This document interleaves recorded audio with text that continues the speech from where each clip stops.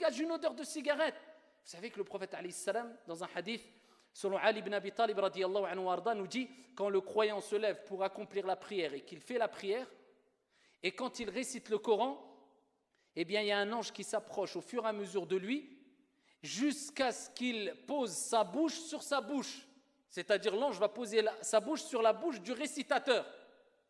Et il n'y a pas une parole, il n'y a pas une lettre du Coran prononcée par celui qui prie sans que celle-ci ne rentre à l'intérieur de l'ange. Tu t'imagines, tu récites le Coran, kalamullah, la parole de Dieu qui sort de ta bouche, et tu utilises cette même bouche pour mettre une cigarette et dégager une mauvaise odeur et faire quelque chose d'illicite. Et juste ça doit t'interpeller, ya Abdallah. Alors sans compter, parler du gaspillage, je vous en ai parlé tout à l'heure, hein. Le gaspillage, c'est quelque chose de grave. Quand on sait, quand on prend conscience que les gens ont du mal à finir leur mois, certains ils vivent dans des situations très difficiles, et on en voit des cas tout le temps, ils n'arrivent pas à finir le mois, ils sont endettés. Et quand tu vois la personne qui fume la cigarette, qui fume 1 à 2 paquets par jour, mais ça ne rentre pas dans mon cerveau, moi. Je dis, subhanallah, 240 € ou 300 € par mois et tu n'arrives pas à finir ton mois. Tu sacrifies tes intérêts personnels pour t'autodétruire sur l'intérêt bénéfique et prospère pour toi et ta famille. C'est agib, c'est étonnant. De plus, ayyuha al-akhyar, vous savez que à travers la cigarette, comme j'ai dit précédemment, tu portes préjudice à toi, mais à ceux qui sont dans ton entourage aussi.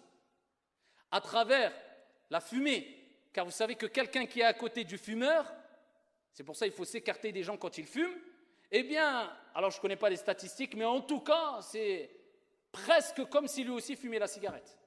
C'est presque pareil. Parce que ici, la fumée, elle peut rentrer ici de différentes manières. Et être à côté, non seulement tu vas être pris par cette fumée qui va dégager une mauvaise odeur de toi aussi, mais en plus de ça, tu vas inhaler, tu vas aspirer cette fumée. Et combien de gens fument chez eux? Au-delà de cela, mais imaginez-vous l'exemplarité gâchée, bafouée. Des gens qui parlent d'éducation des enfants, de montrer le bon exemple, et certains vont même jusqu'à dire à leurs enfants, va m'acheter un paquet de cigarettes. Allez, khalas, il ne dit pas à son enfant, va m'acheter un paquet de cigarettes. Il sort le paquet de cigarettes devant son enfant, il fume. Mais billahi alaykoum. Alors, quels parents, musulmans ou non musulmans, ne préférerait pas que son fils ne fume pas? Tout parent, eh bien, dirait, moi je préfère que mon fils ne fume pas, c'est logique. Mais toi tu fumes, quel exemple tu donnes?